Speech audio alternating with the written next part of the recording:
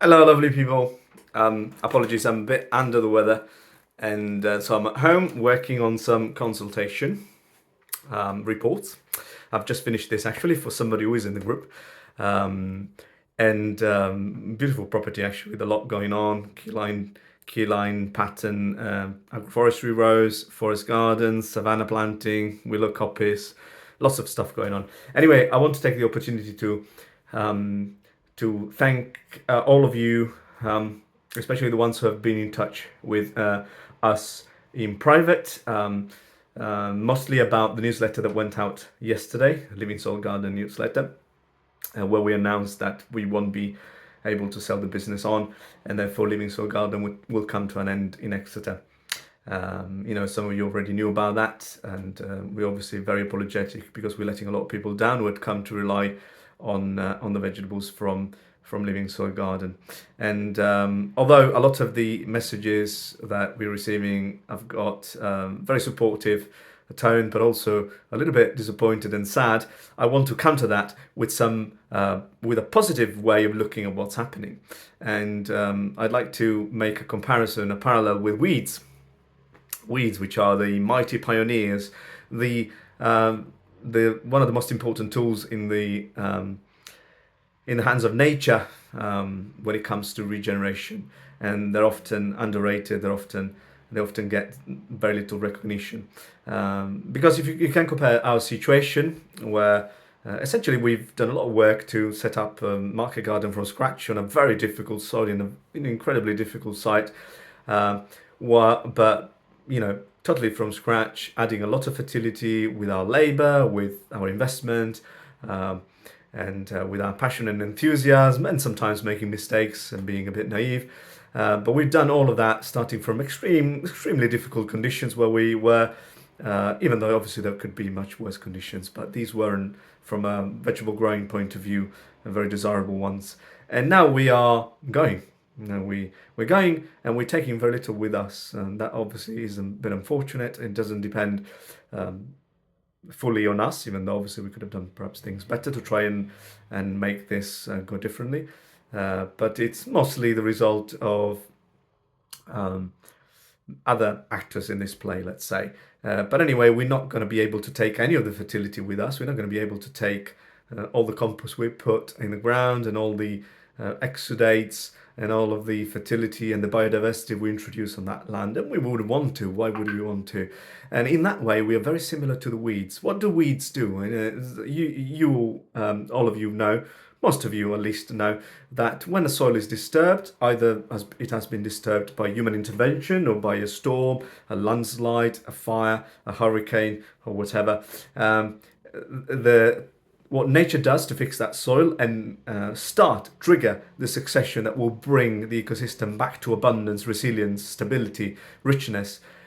Nature will recruit weeds to do that work. Weeds and bacteria mostly. Bacteria will populate the nooks and the crannies of the soil and the environment in general, and weeds will partner with them to do a lot of things to cover that soil, keep it protected from the elements, to scavenge for nutrients very, very deep down the soil profile where other plants in the same conditions couldn't possibly even try to do it.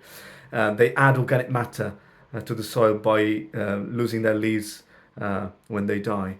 They hold on to water. They break compaction with their deep and fat taproots. Um, and they encourage insects and birds to come into that environment, into that ecosystem, and then those birds and those insects will encourage pollination of other plants. The birds will bring seeds of more demanding plants into the system. So essentially, the weeds are doing a ton of work, and at the end of it, they just disappear. And it is very important that we allow them to disappear, and nothing remains of their hard work apart from the legacy, which is somewhat encoded in the abundance, the richness, the resilience of the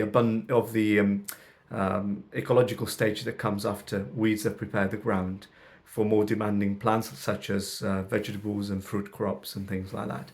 So I like to think that when things go the way pear-shaped, the way they've gone in this scenario, uh, it is actually not a bad thing. It is an opportunity to learn the important function and role that weeds play, the pioneers play in all situations in nature and in society.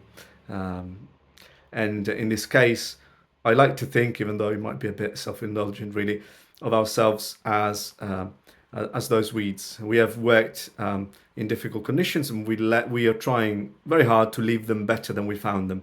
Both the physical ground conditions, the fertility of the soil, the biodiversity of the ecosystem, but also the social and cultural fabric of the community we have found, and that has supported us immensely.